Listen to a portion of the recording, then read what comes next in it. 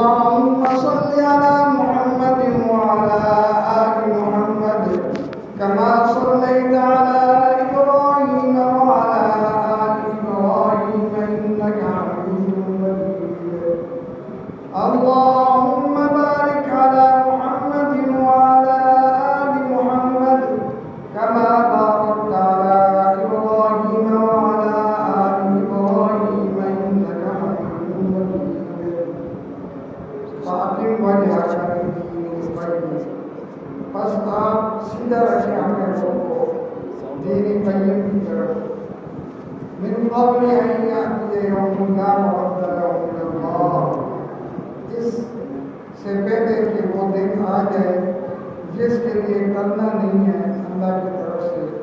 یوم الدین یصدعون، اس دن لوگ گروہ میں بڑھ جائیں گے. ومن کفر فعلیہ کفر، اور جس شخص نے کفر کیا اس کے کفر کو وبال مصیب ہے. ومن عمل صالحا فلنفسہ، اور جو شخص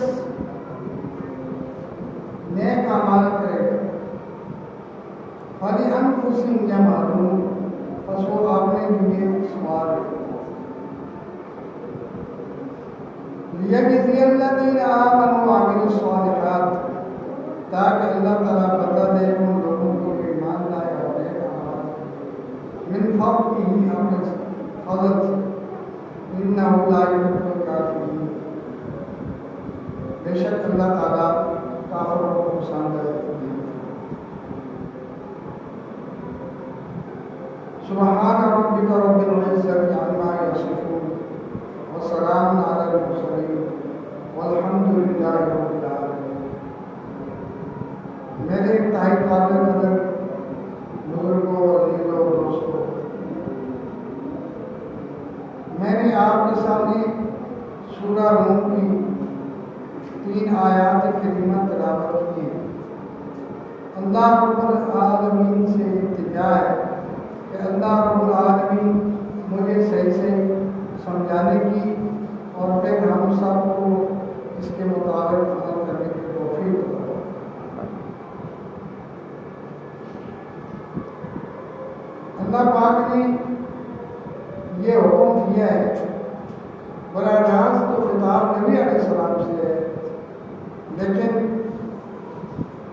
سمجھانا ساری امت کو ہے، کیونکہ یہ جو حکم اللہ پاک دے رہے ہیں نبی علیہ السلام کا تو اس حکم کے آنے سے پہلے ہی عمل موجود ہے، کیونکہ ہر نبی جو ہے وہ نبوت ملنے سے پہلے اللہ کا کامل ولی ہوتا ہے، اور جب نبوت مل جاتی ہے تو پھر تو وہ اللہ کا انتہائی برگزیدہ بندہ ہوتا ہے، پھر تو اللہ کا خاص کرم ہوتا ہے، کیونکہ ولایت انسان اپنے نسب سے حاصل کر سکتا ہے، لیکن نبوت یہ من جانب اللہ.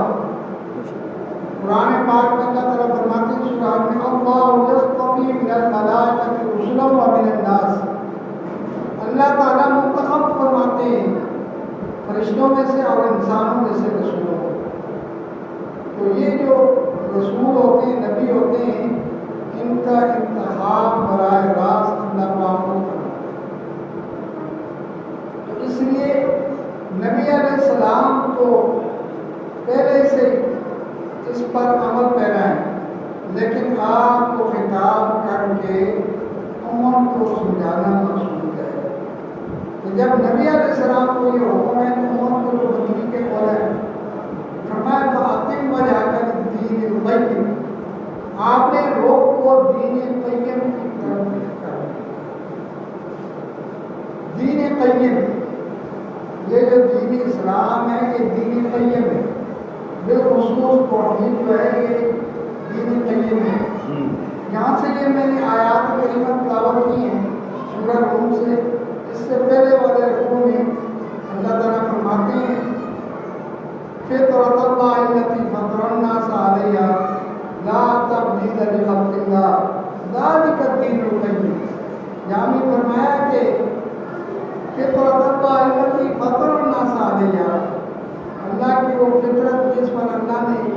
انسانوں کو پیدا کیا ہے، فرمایا کہ لا تبدیل لخلق اللہ، جو اللہ نے پیدا کیا اس کو تبدیل مت کرو، اور یہ دین قیم ہے، یعنی توحید پر قائم و دائم رہنے کی دین قیم ہے۔ فرمایا ولکن اکثر الناس لا یعلمون، لیکن اکثر لوگ جانتے نہیں۔ سورہ بینہ میں اللہ تعالیٰ فرماتے ہیں وما امروا الا لیعبدوا اللہ مخلصین لہ الدین، کہ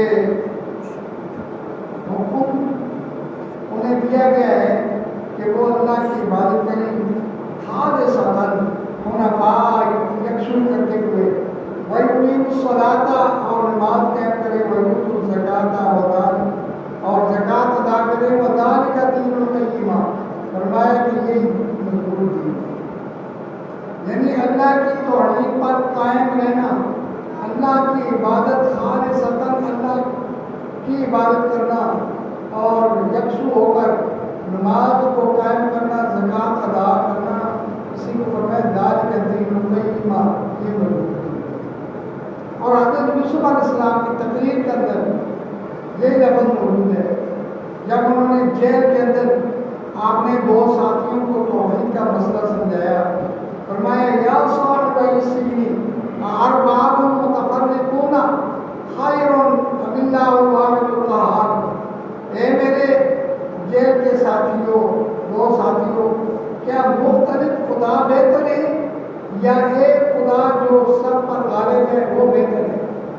اور پھر فرمایا ما تعبدون من دونه الا اسماء سميتموها، کہ یہ جن کی تم عبادت کرتے ہو یہ تم نے اور تمہارے آباء و اجداد نے ان کے نام رکھے ہیں، مجھے اللہ نے حکم دیا ہے کہ میں اللہ کی عبادت کروں،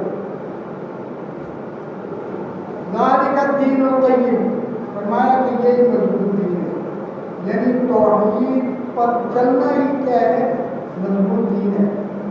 تو حضرت یوسف علیہ السلام جیل کے اندر بھی مسئلہ توحید کو سمجھا رہے ہیں، توحید جو ہے نا انتہائی ضروری ہے، اور یہ دین قیم ہے، کیوں کہ اس کی تکمیل کو اللہ پاک نے فرمائی ہے، اس کا اعلان فرمایا، نبی علیہ السلام کی زبان سے یہ اعلان کروایا میدان عرفات کے اندر کہ الیوم اکملت لکم دینکم واتممت علیکم نعمتی ورضیت لکم الاسلام دینا، کہ آج کے دن میں نے تمہارے لیے تمہارا دین مکمل کر دیا، الیوم اکملت لکم دینکم واتممت علیکم نعمتی، اور میں نے تم پر اپنی نعمت کامل کر دی، ورضیت لکم الاسلام دینا، اور میں نے تمہارے لیے اسلام کو بطور دین پسند کر دیا۔ یعنی یہ جو دین اسلام، یہ دین قیم ہے، یہ ہمیں اللہ پاک نے عطا فرمایا ہے، اور کامل اور اکمل طور پر اس میں کوئی کجی نہیں ہے، کوئی کمی اور زیادتی نہیں ہے، مکمل ضابطۂ حیات نبی علیہ السلام ہمیں دے کر گئے، اور اسی کے بارے میں اللہ تعالیٰ فرماتے ہیں فَأَقِمْ وَجْهَكَ لِلدِّينِ الْقَيِّمِ مِنْ قَبْلِ أَنْ يَأْتِيَ يَوْمٌ لَا مَرَدَّ لَهُ، اس سے پہلے کہ تمہارے پاس ایسا دن آ جائے جس کے لیے اللہ کی طرف سے کوئی ہٹانا نہیں ہے، کرنا نہیں ہے، یقینی ہے۔ یہاں یوم سے مراد یہ بھی ہو سکتا ہے کہ عذاب کا دن مراد ہو، تو جن جن قوموں پر عذاب آیا ان پر وہ عذاب سے ٹلا نہیں ہے، وہ ان کی ہلاکت کا سبب بنا، ان کو ہلاک کر کے اسے چھوڑا۔ فَلَوْلَا كَانَتْ قَرْيَةٌ آمَنَتْ فَنَفَعَهَا إِيمَانُهَا إِلَّا قَوْمَ یونس، کہ جس قوم پر بھی عذاب آیا ان سے ٹلا نہیں ہے، سوائے قوم یونس علیہ السلام کی قوم، جب انہوں نے عذاب کے اثرات دیکھے تو عذاب شروع ہونے سے پہلے انہوں نے ایسی توبہ کی کہ اللہ پاک ان پر راضی ہو گئے، اور اللہ نے ان سے جو ہے وہ عذاب ڈالا، ورنہ کسی قوم پر بھی آیا وہ عذاب ڈالا ہی نہیں، یعنی ان کو توفیق ہی نہیں اللہ نے دی توبہ کرنے کی، سب قومیں جو ہیں وہ عذاب کا شکار ہوئی، من قبل ان یأتیہم اللہ مرد سے مراد قیامت کا دن ہے۔ قیامت تو ایک اٹل حقیقت ہے، اس نے تو جب آنا ہے تو پھر اس کے لیے تو کوئی کرنا ہے ہی نہیں، یقینی طور پر ہے۔ اور پھر جب قیامت آئے گی یوم الدین یصدعون، اس میں لوگوں کی گروہ مختلف ہوں۔ اس دن اللہ پاک ایمان والوں کو اور منکرین کو، مطیعین اور عاصین، نافرمان اور فرما برداروں کو اللہ پاک ہلاک کر دے گا۔ وہاں اللہ کا یہ اعلان ہوگا وَامْتَازُوا الْيَوْمَ أَيُّهَا الْمُجْرِمُونَ، اے مجرموں تم آج کے دن الگ ہو۔ کفار کی پارٹی الگ ہوگی اور ایمان والوں کی پارٹی الگ ہوگی۔ پھر ان دونوں گروہ کے اندر، یہ تو بڑے بڑے گروہ ہیں، پھر ان کے اندر بھی مختلف چھوٹے چھوٹے گروہ ہوں گے۔ منافقین کا گروہ الگ ہوگا، منکرین کا گروہ الگ ہوگا، مشرکین کا گروہ الگ ہوگا، مختلف قسم کے گروہ ہوں گے۔ اور اسی طرح ایمان والوں کے درجات میں مختلف ہوں گے۔ ایمان والوں میں اعلیٰ ایمان والے، سب سے بہترین ایمان والے تو انبیاء علیہ السلام، پھر ان کے صحابہ، پھر تابعین، تبع تابعین، علماء، اولیاء، صلحاء، اتقیاء، یہ مختلف بہرحال ہے، یہ کامیاب ہو الگ الگ گروہ ہیں۔ سورہ روم میں اللہ تعالیٰ نے فرمایا یوم الدین یتفرقون، جس دن قیامت قائم ہوگی اس دن لوگ جدا جدا ہو جائیں گے۔ فرمایا تقسیم ہوگی فَأَمَّا الَّذِينَ آمَنُوا وَعَمِلُوا الصَّالِحَاتِ، کہ جو لوگ ایمان لائے اور نیک اعمال کیے، وَهُمْ فِي رَوْضَةٍ يُحْبَرُونَ، بس وہ تو باغوں کے اندر خوش کی جائیں گے، ان کی آؤ اور وَأَمَّا الَّذِينَ كَفَرُوا، اور جن لوگوں نے کفر کیا ان کے لیے جو ہے نا وہ اور جھٹلایا اللہ تعالیٰ کی آیتوں کو، اللہ کی ملاقات کو، اولئک فی العذاب محضرون، بس یہ لوگ عذاب میں حاضر کیے گئے۔ یہاں بھی یہی فرمایا وَمَنْ كَفَرَ فَعَلَيْهِ كُفْرُهُ، اور جس شخص نے کفر کیا تو کفر کا وبال اسی پر آئے گا، کفر کا نقصان اسی کو ہوگا، وہی اسی کو جہنم میں جانا پڑے گا، وہی جہنم میں ہمیشہ ہمیشہ کے لیے جلتا ہو سکتا ہے۔ ثم لا يموت فيها ولا يحيا، فرمایا وہاں تو موت تو آئے گی نہیں لیکن زندہ رہنے کا بھی کوئی مزہ نہیں۔ کیسے زندہ رہنے کا مزہ ہو سکتا ہے جب ہر وقت جلنا اور سڑنا ہی ہوگا، طرح طرح کے عذابات ہوں گے، طرح طرح کی تکالیف ہوگی، وہاں کسی پر چین نہیں ملے گا، سکون نہیں ملے گا۔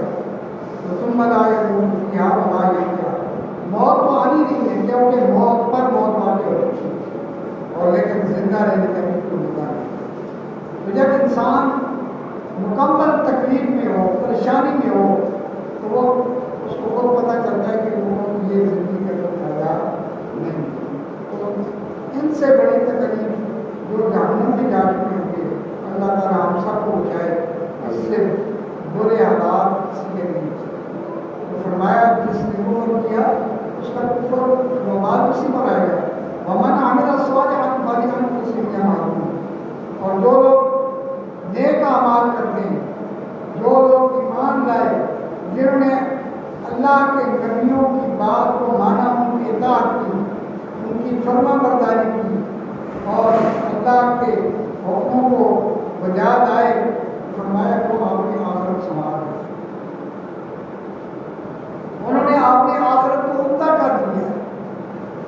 اور اگلی آیت میں جو تیسری آیت میں نے فرمایا لِيَجْزِيَ الَّذِينَ آمَنُوا وَعَمِلُوا الصَّالِحَاتِ، یہ قیامت کا وقوع کس لیے ہوگا، یہ میدان محشر کیوں قائم ہوگا؟ فرمایا کہ تاکہ اللہ تعالیٰ ایمان والوں کو اور اعمال صالحہ کرنے والوں کو بدلہ دے، من فضلہ، اپنے فضل سے۔ یہ جو ایمان والوں کو جو کچھ اللہ کی طرف سے ملے گا یہ بات اللہ کا فضل ہوگا، اللہ کا خاص کرم ہوگا، ورنہ انسان جو اعمال دنیا میں کرتا ہے پہلے تو انسان ہے ہی کمزور، اس درجے کے اس کے اعمال ہی نہیں ہو سکتے، اگر ہو بھی جائیں تو انسان پر اللہ کی ان گنت نعمتیں ہیں، کسی ایک نعمت کا شکر ادا کر سکتے ہیں۔ وَإِن تَعُدُّوا نِعْمَتَ اللَّهِ لَا تُحْصُوهَا، فرمایا کہ اگر تم اللہ کی نعمتوں کو شمار کرنا چاہو تو تم شمار نہیں کر سکتے۔